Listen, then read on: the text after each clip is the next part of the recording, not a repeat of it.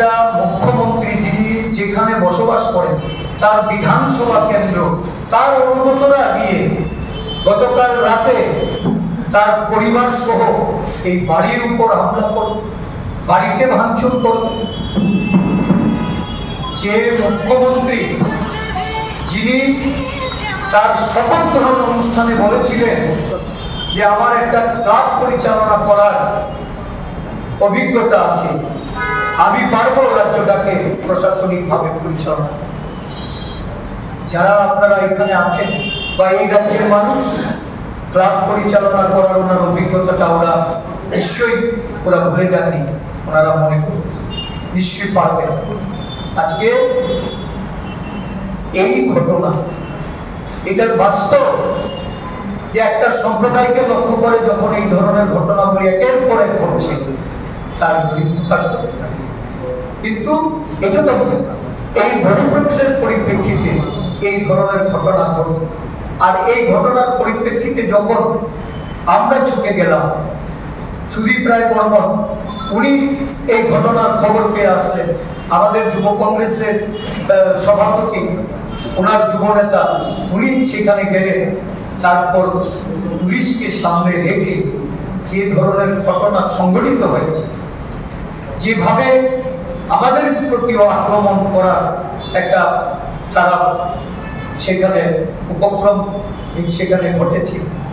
আর ওটা প্রশাসনের একটা অংশ। আমরা মনে করি যে এখনো শুভবুদ্ধি সম্পন্ন অনেক মানুষ রয়েছে, আর ওটা প্রশাসনের লোক রয়েছে যারা এই ঘটনা প্রতিহত করার জন্য নিজেরা সেখানে আক্রান্ত হয়েছে। আমাদের প্রতি লক্ষ্য করে ইট পাটকেল ছোড়া হয়েছে।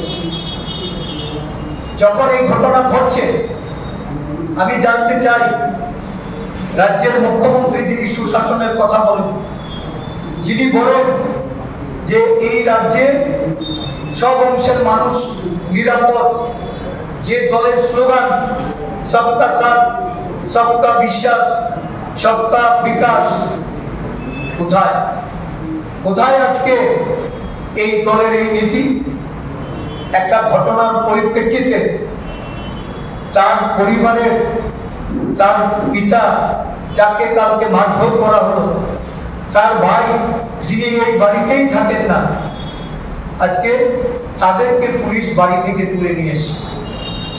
পুলিশ বলতে চাইছেন না যে গ্রেফতার করা হয়েছে কি তাদের ডিটেইন করা হয়েছে, কি কারণে ডিটেইন করা হয়েছে। যারা আক্রমণকারী তারা সেখানে পুলিশের সামনে দাঁড়িয়ে অস্ত্রাব্য প্রস্তাব্য গালিগালাজ করা, আমাদের প্রতি অশালীন আচরণ করা, এটা সম্পূর্ণভাবে এই রাজ্যে বর্তমান যে আইন শৃঙ্খলা একটা অরাজকতা জঙ্গল রাজ্যে কায়েম করে রেখেছে। বর্তমান মুখ্যমন্ত্রী যিনি এই অঞ্চলে বসবাসকারী, যিনি এই বিধানসভা থেকে রিপ্রেজেন্ট করছেন, আজকে ওনার কাছ থেকে এলাকাবাসী বা এই রাজ্যের মানুষ এরা কি দেখছে? আমার তো বলতে ইচ্ছা করে, উনি যদি সুশাসকই হন, উনি যে সুশাসনের প্রতিশ্রুতি জনগণের সামনে রাখছেন, তাহলে এই জঙ্গল রাজ কায়েম করে সুশাসন উনি এই রাজ্যের মানুষকে দিতে চাইছে।